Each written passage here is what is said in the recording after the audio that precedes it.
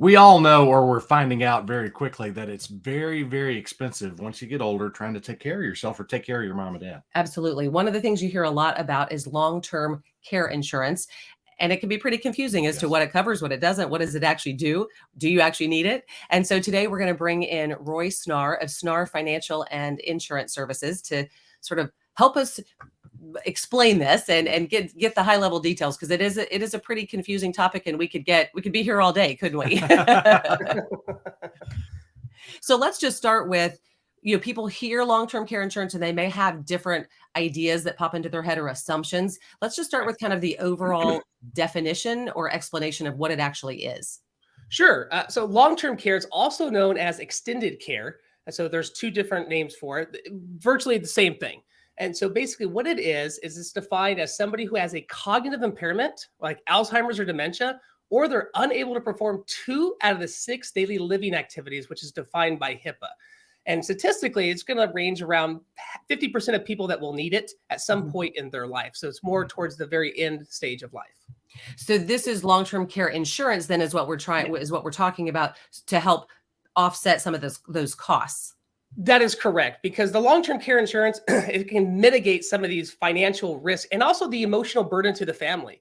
Most people that are experiencing a long-term care event now, if their parents are in it, if you were to ask their parents if they could change anything and go back 20 years, they probably would have implemented some sort of a long-term care plan, which includes insurance, a part of it. The insurance aspect is the financial revenue that can help offset the enormous costs, because nationwide, it's around 50 to 60 grand a year, depending on where you go. And those costs are only going up. And if you don't have anything in place, you're going to be forced to liquidate other assets in order to maybe potentially qualify for Medicaid, which is the state program, but it's not that easy to qualify for. Is it just like life insurance, auto insurance, where there's different levels that you can get? Yes, that is correct. The more money you give an insurance company, the more benefit they'll give back to you. So there's a plan for everybody. And, one of the big things they take into consideration is your health. And there are even plans that are guaranteed issues. So even if you have a dramatic health events in your life and you're not very healthy, you can still get long-term care insurance. Just a lot of people are unaware of it. So what we do is we want to plan that accordingly. You want to have something that is comfortable with the budget or comfortable placing assets with. And one of the big differences with today's long-term care versus what it used to be like is that people can have a return of premium. They can have plans that are 100% liquid. They can get all of their money back if they pass away to their family. And so they're very much more flexible than what they used to be. Okay. And I would assume that the healthier you are, the lower your premium might be. So they're going to take your health into consideration potentially. They do. So the risk for long-term care, just like think of it like auto insurance. If you have a DUI and speeding tickets, you're a higher risk. You're going to pay a higher premium. So with long-term care, it's like, what is the likelihood that they have to pay out? If it's a higher likelihood, they might charge a higher premium. But fortunately, with today's plans, especially in our marketplace, you can have plans that are guaranteed level premium. They never increase. So there's no surprises. So whatever you have today is set for the rest of your life. Okay. Some people may have gotten these through their employer, so they may not even know about it, correct? That is very true. So a lot of times parents will call in and say, hey, you know what, we're having an issue with my parents or our grandparents, and we don't know if they even have long-term care. So the first thing we're going to do is say, hey, look, why don't you look at their bank statements? If you have the power of attorney, you can look at the bank statements to see if there's anything like an insurance draft that's coming out either monthly, quarterly, semi-annually, or annually. The other thing that you can do is talk to their old employer. Maybe they work for a big firm. You can call the HR department. Did they have a group long-term care plan? Did it actually transfer over? These are things that people don't usually think of, and it can actually help provide coverage. We have found coverage for people that they had no idea they even had. Yeah. Wow. Yeah. You don't want to leave benefits unused if you have them. Don't for leave sure. it on the table. So if your parent, well, I guess first the question is to your parents is, do you have one? If you don't, or you're not sure, let's go investigate. But if they do have one, as the adult child, what do we need to know to help them potentially understand how to use it better? Great. So if they do have a policy, the first thing that you want to do, you can find a local professional who specializes in long-term care to actually help you understand the contract. And we help a lot of people with that. We don't even charge anything. The other thing that you can do is you can actually call the insurance company directly. Like, let's say it's ABC Insurance Company, say, hey, guess what? I have the power of attorney. Mom or dad, they have this long-term care policy with you. Can you explain to us how it works? How does the claims process work? So what they want to do is call the claims department. They want to get everything ready. And if they feel that their parent or loved one is eligible, go ahead and apply. The worst thing they're going to say is no. But if you go ahead and apply, that'll start the process, because insurance companies are slow. It's better to get ahead of it than to wait to the last minute. And if they find out late, in other words, mom or dad, we've been paying all this money for the last 5 years for stuff. Oh, look, dad had this. Can you kind of backtrack and get paid for something in the past? Not usually. So a lot of people ask that. There's usually a 90-day elimination period or 180-day elimination period. But the elimination period, depending on the contractual terms, it only starts once the claim is submitted. Some will actually start once the diagnosis happened. So that's very variable, but generally speaking, they're not going to back pay you, because to them, it's like, look, you had this policy. These are the rules. And it's up to you. It's your responsibility to understand how to use it, even though it it's is. and it's hard. Which is why you should investigate and see if you've got one. Is it also true that there are some policies, and this, I guess, is where it's so important to understand what you mentioned, how they work, that they're maybe for a limited time. So maybe you don't want to start getting claims or filing claims if you only have 4 years of coverage, for example. So are there some limitations? It's not a blank check.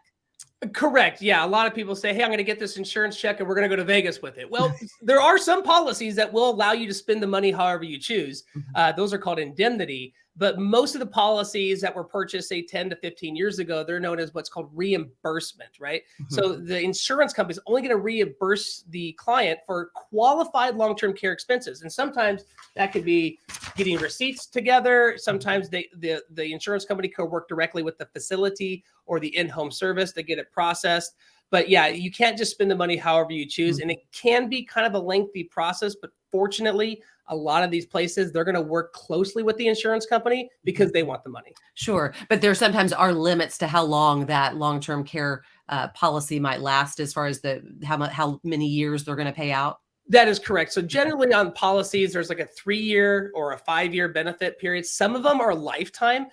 And so sometimes people say, well, I don't think we want to turn it on yet because things may get worse. But you got to keep in mind the statistical likelihood of using the policy. It's generally between 3 and 5 years anyway. And a lot of people pass away much sooner than that. So if you feel that there's an eligibility for it, try to take advantage of the insurance while you can. Because if you postpone it and then something happens where they pass away, then you've missed out that opportunity to utilize that insurance policy to help provide benefit. And it's also could be seen as a waste of money, because a lot of the old policies, they don't give you anything if you pass away. It's more of like a use it, or if you don't, then the insurance company kind of keeps it. Gotcha. So that's why it's really important to know what kind of policy it is and what options there might be to know, if it is something that's going to revert back to the family, maybe you don't want to use it as much, but if it's something that you're going to use it or lose it, you want to make sure that you take advantage of what you've been paying those premiums for all these years. Yeah. 100%. It's all like what we all talk about, right? Having a plan. Hopefully, I tell people this all the time. I hope you never use this thing. I hope you just pass away naturally and you never use it. Yeah. But if you happen to, it's a great benefit.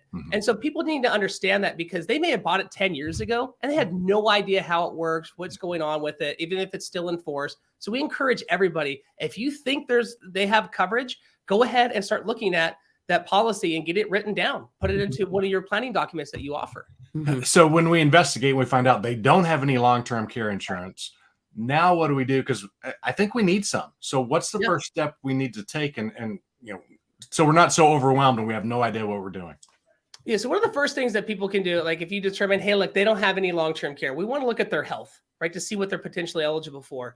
And believe it or not, long-term care, they can cover you if you've had heart attacks, cancers, or some of them like short-term home health care, or even some guaranteed issue will cover you even if you've had a stroke. So people think, well, I'm not that healthy, I won't be able to get it. But they haven't actually looked into the underwriting, because it's different than life insurance. Life insurance can be more challenging to get approved for versus long-term care.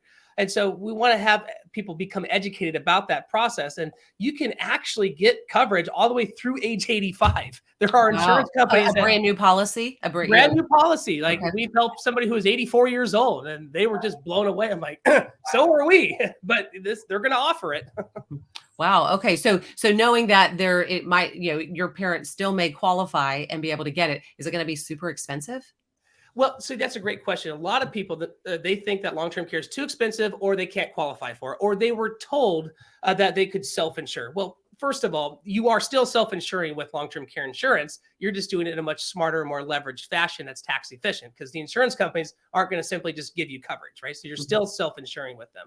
And so what you want to look at getting it sooner than later, and then looking at the price differences, because there are some policies that they have zero premium, nothing. And so what they do is, like, you can park assets with an insurance company. You could always get them back if you choose. But if you happen to need long-term care, they will pay back that asset plus a leveraged amount. So there's opportunities that have zero premium.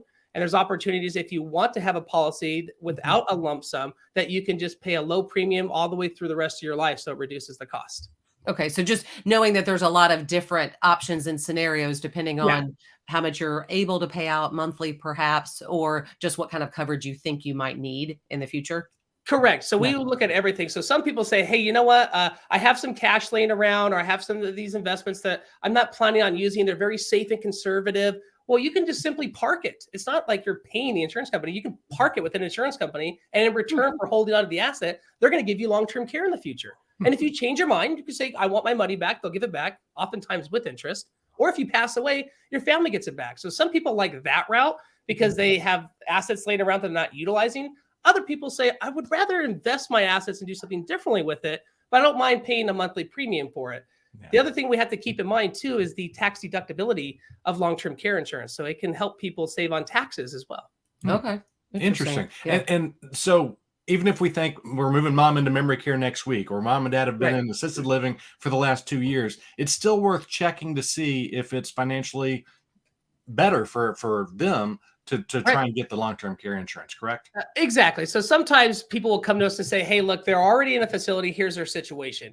And so we have to look at, like, the guaranteed issue or other alternatives that are a little bit less traditional than what we normally do. But there's always an option for somebody. Right? There's always an ability for them to get some type of leverage for long-term care, regardless of their health situation. Then it comes down to simple financials. And sometimes we're not able to help, and that's okay. It just happens. But the learning process now is like, look, your parents are going through this. How about we help protect you while you're eligible for it, so that your kids don't have to go through what you're living through? Yeah, definitely. There are lots of things that I think, as the adult child, that we're learning as we care for our parents, that helps us want to be better prepared for our children, for sure. For us.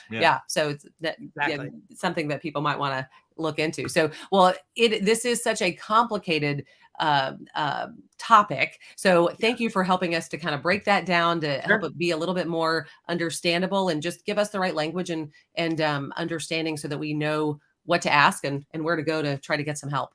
So thanks so much. I appreciate it. I mean, like you said, it's overwhelming, and not too many advisors specialize in it. So you always want to work with a specialist in long-term care and just get your options, right? It's like, you can't say it's too expensive or I won't qualify unless you really know. Because oftentimes people say, oh, it's too expensive. I go, well, how much is it? They go, oh, I don't know. and compared to what? Compared to $6,000 a month in a nursing home? I mean, let's just look at everything. So become educated. That's the main goal. Become educated. That way you can make your own decision. It's not for everybody, but for most people it is.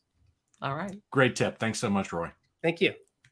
I think what we're learning there is that you've just got to ask the questions. You've got to figure out what's best for your situation. What options do I have? Exactly. And is this something that I want to pursue? That's right. If you have any other topics you'd like us to discuss, please let us know. Parenting aging parents.